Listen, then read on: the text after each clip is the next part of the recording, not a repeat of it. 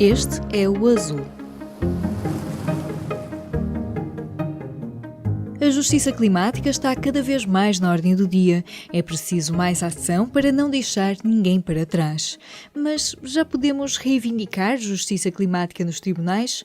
Ou, por outra, será que o direito pode ser um aliado no combate às alterações climáticas? No final de março, vimos pela primeira vez o Tribunal Europeu dos Direitos Humanos ouvir casos ligados ao clima. E, no mesmo dia, a Assembleia Geral das Nações Unidas aprovou uma resolução promovida pelos Estados do Pacífico Sul, liderados pela República de Vanuatu, para pedir ao Tribunal Internacional da Justiça um parecer que clarifique as obrigações legais dos Estados no combate às alterações climáticas.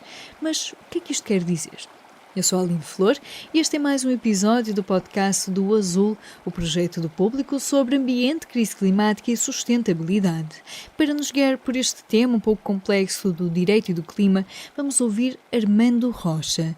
É professor na Faculdade de Direito da Universidade Católica Portuguesa e professor convidado na Universidade Católica de Lille, em França, e na Universidade de São José, em Macau. Armando Rocha coordena a linha de investigação em regulação ambiental da Liga Global de Escolas de Direito e é também relator por Portugal no Centro Sabin de Direito das Alterações Climáticas da Universidade de Colômbia, que é uma referência em matéria de litigância climática. E assim voltamos à questão: como é que o direito pode ajudar a combater as alterações climáticas? É uma boa questão, desde logo porque não é de fácil resolução, é talvez a questão de $1 milhão. Não vou explicar o que é que são alterações climáticas, porque acho que todos sabem, mas só que em 30 segundos explicar que na origem deste fenómeno o que temos são emissões de gases com efeito de estufa a nível mundial e a nível histórico, e o principal problema não são tanto, agora sendo um pouco rigoroso, não são tanto as emissões atuais, não são tanto emissões quanto o seu agregado. Isto é, se o ritmo de emissões fosse igual ao ritmo de redução ou de retirada de gases de efeito de estufa na nossa atmosfera, nós não teríamos problema. O problema é que, precisamente, o ritmo de emissões é bastante superior. E este agregado, esta concentração na atmosfera, a nível mundial, é extremamente grande. Isto é o que causa o aquecimento global e depois, posteriormente, as alterações climáticas. Isto significa também que nenhum Estado, isoladamente, tem muitos meios para lidar com alterações climáticas. E, portanto, por mais poluidor que seja um Estado, mesmo que estejamos a falar do principal emissor de gases com efeitos de estufa, seja per capita em termos absolutos, ele sozinho é pouco capaz de lidar com este fenómeno de alterações climáticas. Sendo certo que hoje em dia já é inevitável haver algum tipo de aquecimento global e por isso algum tipo de alterações climáticas. Por outro lado, também sabemos que se a longo prazo todos nós ganhamos pelo facto de os Estados terem políticas de mitigação e de adaptação, também sabemos que a curto prazo o efeito é devastador do ponto de vista económico e social. E pelo contrário, se um Estado se coibir de adotar estas políticas de mitigação e de adaptação, neste curtíssimo prazo ele até ganha economicamente, tem uma vantagem económica competitiva. O que significa que a única forma que nós temos de garantir que todos os Estados estão igualmente comprometidos com este esforço de mitigação e de adaptação é se nós conseguirmos interferir com as políticas internas dos outros Estados. O que nos remete aqui para o direito internacional.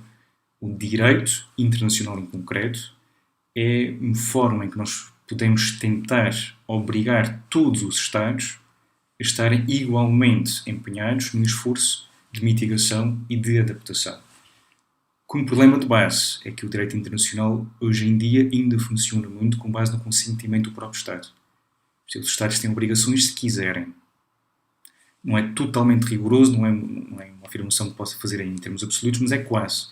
O que significa que quando os Estados dizem eu não quero ter um esforço de mitigação, não há nada que possamos fazer para obrigá-lo a ter este esforço. Mas pelo menos é o ponto de partida, através do direito internacional.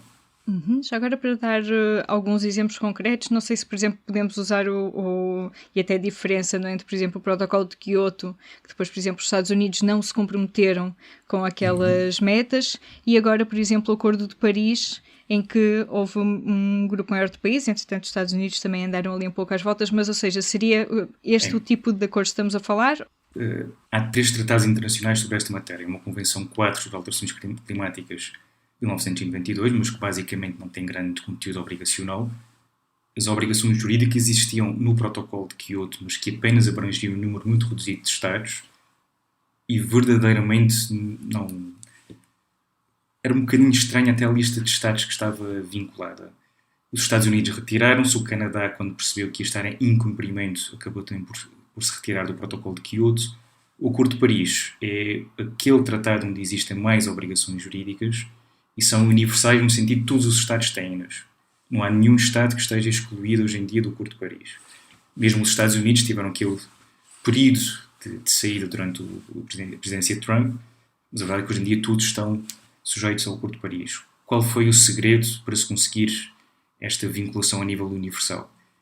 É permitir que, enquanto no Protocolo de Kyoto o esforço de mitigação era igual para todos e estava definido no próprio tratado, no Acordo de Paris a única obrigação que existe é de cada Estado, a cada 5 anos, dizer quanto é que quer contribuir. O que significa que depende de cada um. Faz o que quiser, sabendo que a cada 5 anos tem de apresentar uma nova NDC que seja mais generosa do que a anterior. Mas, em rigor, é cada um que define quanto é que vai contribuir. E é curioso que o termo utilizado no tratado não é qual é a obrigação do Estado, é qual é a contribuição do Estado. Uhum. E até que ponto é possível, então, reivindicar depois essas... que não são obrigações, são contribuições? Exato. Ora, aquela Convenção 4 que falei em 92, tal como o Acordo de Paris, eles têm os seus meios de executoriedade, mas que são falhantes. Em primeiro lugar, porque quando cada Estado entrega a sua contribuição a cada 5 anos, hoje em dia que já estamos a repetir as contribuições, uma das questões que se começa a colocar é se, de facto, a contribuição tem de ser mesmo favorável. Isto é, se os Estados não podem entregar uma contribuição pior do que a anterior, desde que nominalmente digam que é melhor. E há quem diga que podem estar a mentir, desde que digam expressamente que é melhor, isto é válido. O que é algo desolador. Perceber que isto é discutido é desolador.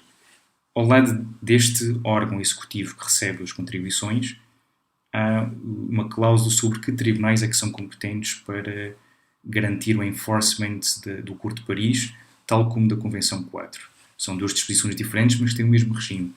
Dão competência quer ao Tribunal Internacional de Justiça, quer ao Tribunal Arbitral.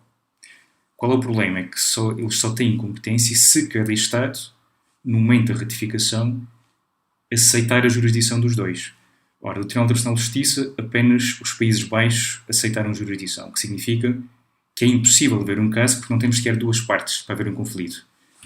Para o Tribunal Arbitral, para além dos Países Baixos, temos, salvo erro, as Ilhas de Salomão e Tuvalu. Pode estar agora errado na lista, mas são 2 Estados do Pacífico. O que significa que não vai haver nenhum tipo de enforcement ao abrigo dos próprios tratados. O que significa que temos de ter aqui alguma criatividade e procurar ver que outros meios é que existem em direito internacional que permitam aos Estados reagirem uns contra os outros. O que se conseguiu fazer foi procurar pareceres. E neste momento temos uma explosão de pareceres. Surpreendente. Temos, por um lado, um pedido de parecer que foi feito ao Tribunal Internacional de Direito do Mar, com sede em Hamburgo, em que um conjunto de Estados pedia ao Tribunal para esclarecer quais são as obrigações dos Estados em relação à proteção do ambiente marinho e obrigações relacionadas com o clima.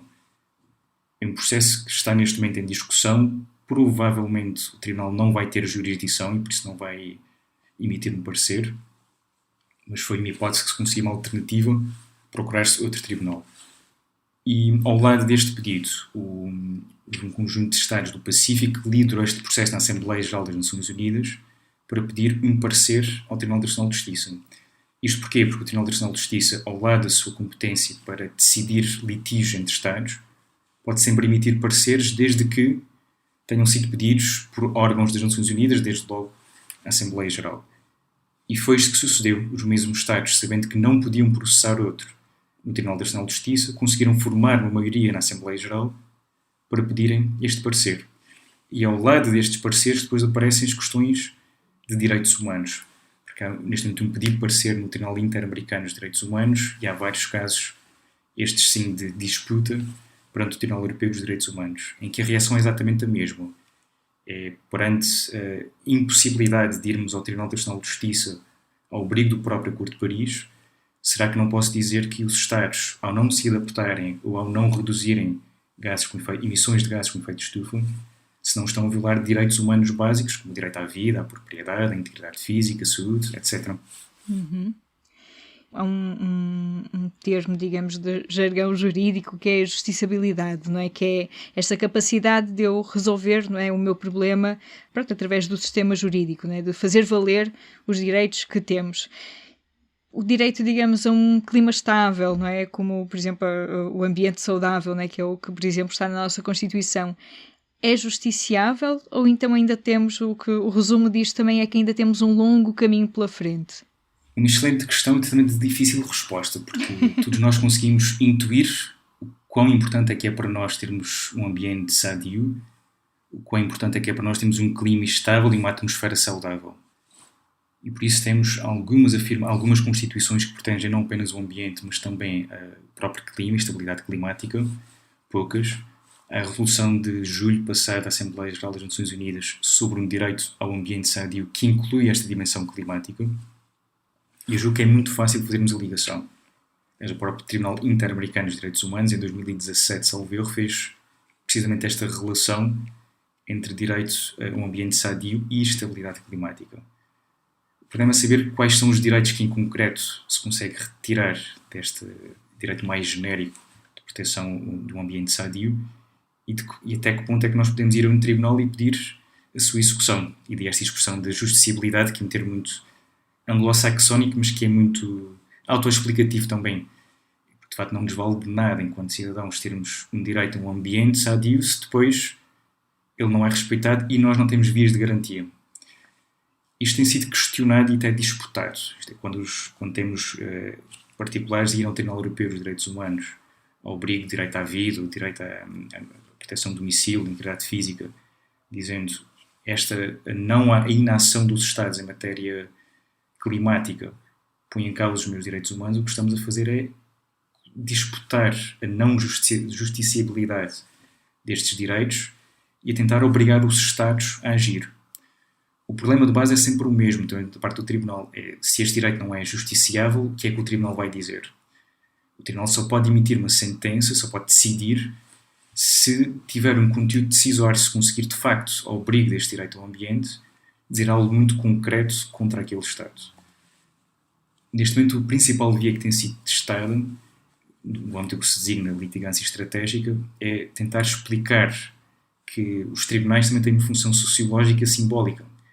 Mesmo que um tribunal diga, eu não consigo dar uma compensação a este particular, porque falta aqui qualquer pressuposto jurídico. O simples facto de ter um tribunal a dizer o direito à estabilidade climática existe e você, Estado, está a falhar na sua proteção, isto já tem um peso enorme. Já permite ser usado, por exemplo, num processo perante um tribunal interno, a propósito de uma avaliação de impacto ambiental, etc. E já é capaz de catalisar também emoções, catalisar a ação pública, tem este efeito simbólico junto à opinião pública e junto aos políticos de obrigar algum tipo de ação.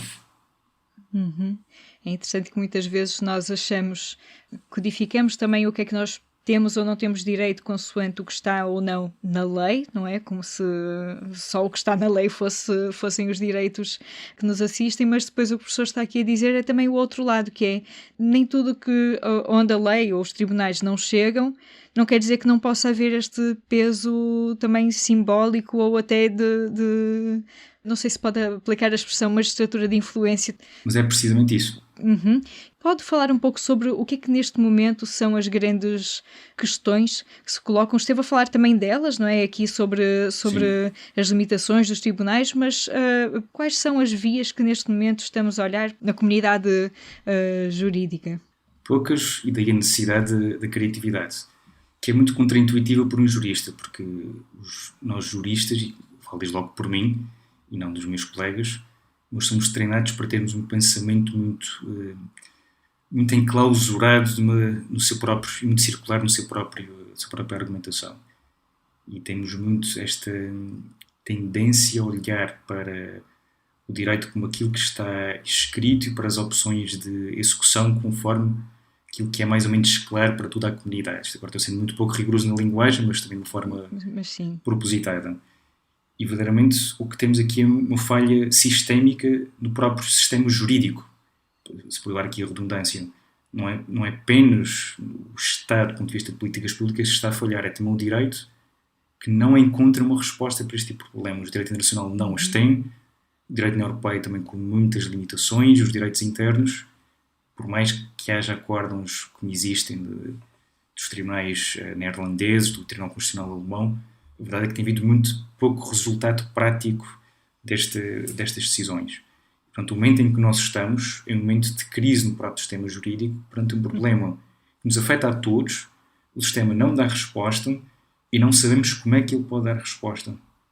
Sabemos é que ir a tribunal apenas com o propósito de acicatar emoções não é permitido, é um uso abusivo de um processo, mas a verdade é que podemos ir a tribunal também com este propósito. Não é o único, mas verdadeiramente eu posso empoderar um tribunal a decidir sobre uma questão climática, sabendo que depois o resultado disto é eu próprio ser empoderado, a minha causa climática vir a ser empoderada por ter aquela decisão que me dá razão. No fundo, este capítulo diz que sobre estas duas dimensões, como é que nós empoderamos os tribunais e os tribunais nos empoderam a nós. Aqui um círculo. Este primeiro passo do empoderar os tribunais é que exige aqui grande criatividade. Porque, no fundo, empoderar significa ir a um tribunal e dizer-lhe: repare que, apesar de, à primeira vista, você apenas ter competência para aplicar um direito à vida, repare que, afinal, o direito à vida também pressupõe uma atmosfera saudável e, por isso, proteger a vida é também proteger o clima. Isto é uma forma de dizer aos tribunais: saiam da vossa área de conforto e digam algo que é importante para nós enquanto comunidade.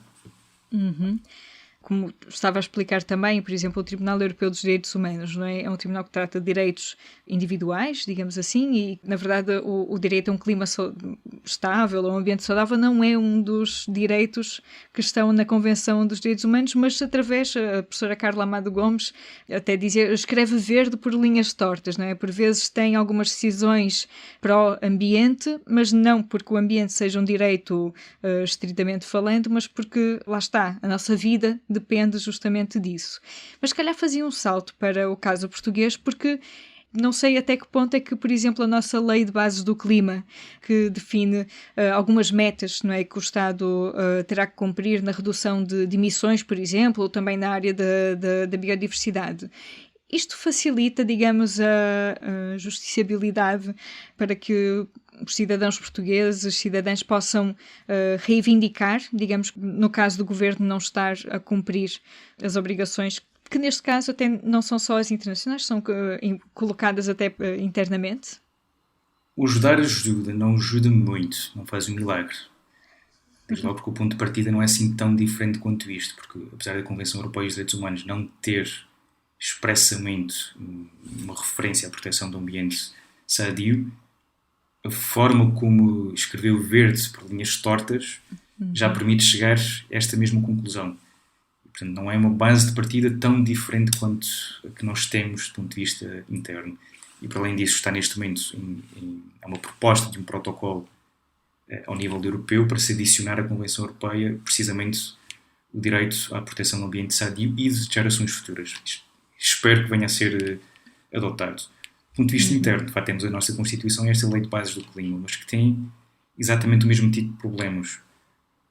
Há uma afirmação de que existe um direito fundamental ao clima estável, que há um dever fundamental de contribuir para esta estabilidade climática, mas em que é que isto se concretiza do ponto de vista prático? Que ações ou que condutas é que nos são exigíveis a nós enquanto indivíduos e ao Estado para chegar a este objetivo? Depois também é verdade que traça metas, mas não as traça de uma forma muito explícita. A Lei de Bases do Clima, sobretudo, o que faz é delegar em diplomas sectoriais a concretização dos seus objetivos.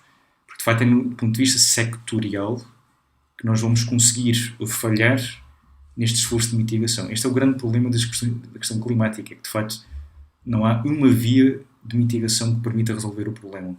É um problema que afeta todas as dimensões da nossa vida cotidiana enquanto indivíduos e por isso só se chega lá com políticas sectoriais em todas estas dimensões de transportes, de energia, até de educação, de saúde, etc.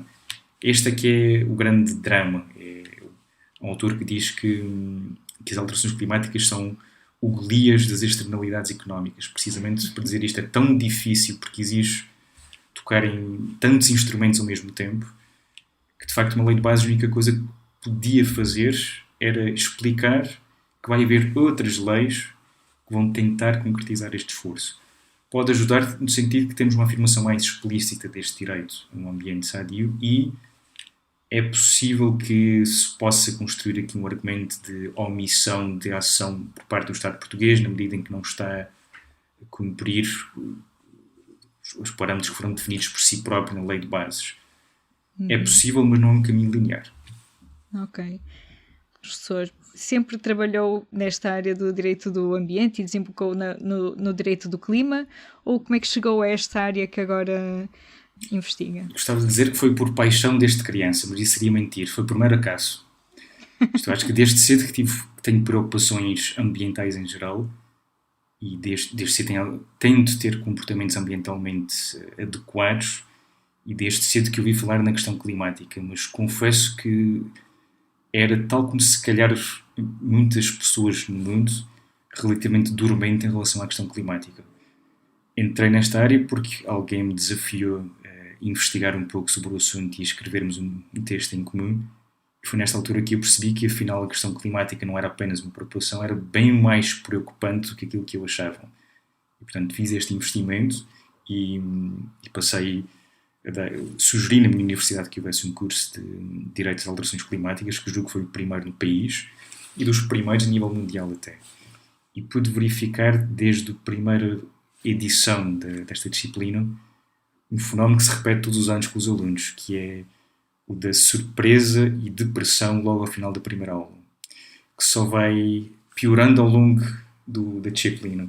Em regra, os alunos são muito gratos quando chegam ao final daquela disciplina optativa, mas dizem sempre: eu sabia que havia um problema climático, não fazia a mínima ideia, em primeiro lugar, que era tão grave, e em segundo lugar, que nós estamos a fazer tão pouco para conseguir corrigir, se é que é um verbo que se possa utilizar neste contexto.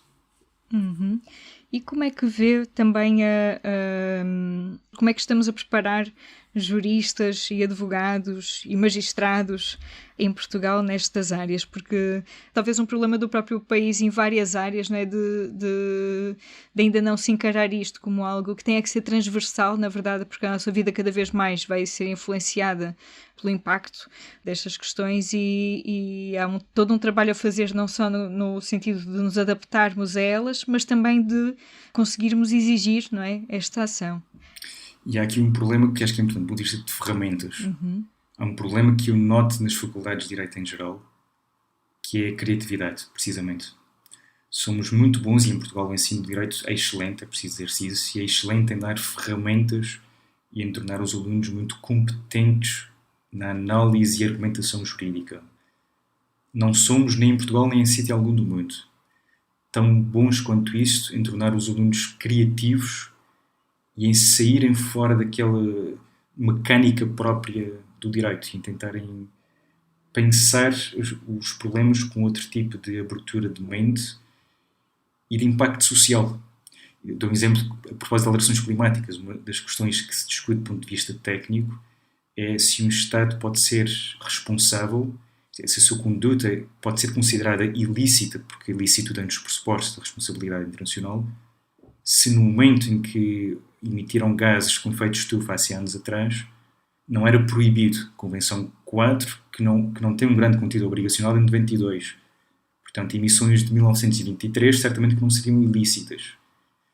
Isto é algo que para um jurista é muito evidente e, portanto, a resposta seria não, a conduta não é ilícita, mas que é o oposto que uma criança ou que um leigo diria, porque nós temos a intuição que se fizemos algo errado, nem queremos saber qual é a base jurídica. Se fizemos, temos de compensar o outro. Uma criança percebe isto, mas nós juristas somos muito treinados para o oposto. Isto é, as ferramentas que nós damos aos nossos alunos, e somos muito bem sucedidos nisto, são um bocadinho castradoras desta criatividade.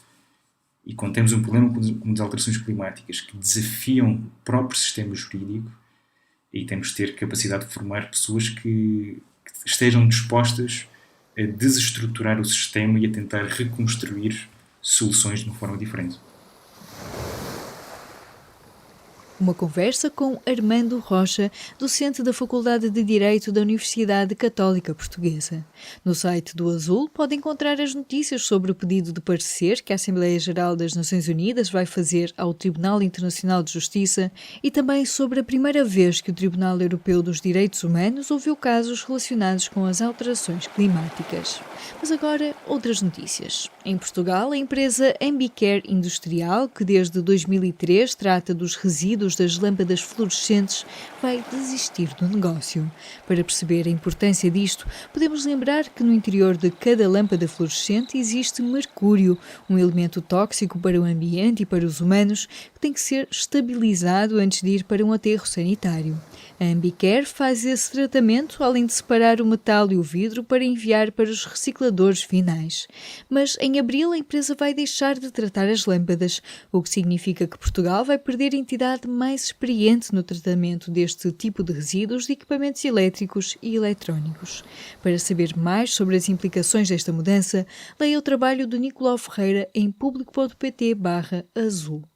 Com a chegada da primavera, chegam também as flores e os espirros.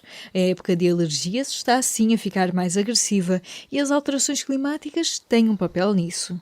O aumento das temperaturas, combinado com níveis mais altos de ozono e CO2, está a baralhar o calendário polínico. Isto torna a temporada de alergias mais longa e mais difícil. O impacto da crise climática na saúde não se resume apenas ao capítulo das alergias. Um trabalho da Andreia Azevedo Soares para ler no site do Azul. Já sabe, se gostou de ouvir este episódio, siga o podcast na sua aplicação preferida para não perder o próximo. Se tiver sugestões de temas e entrevistas, envie para o e-mail aline.flor@publico.pt. O Azul é a secção do Público sobre ambiente, crise climática e sustentabilidade, que tem como parceiros a Fundação Calouste Gulbenkian, o projeto Biopolis, a Lipor e a Sociedade Ponto Verde. O podcast Azul é editado por mim, Aline Flor, e volta daqui a 2 semanas. Até lá!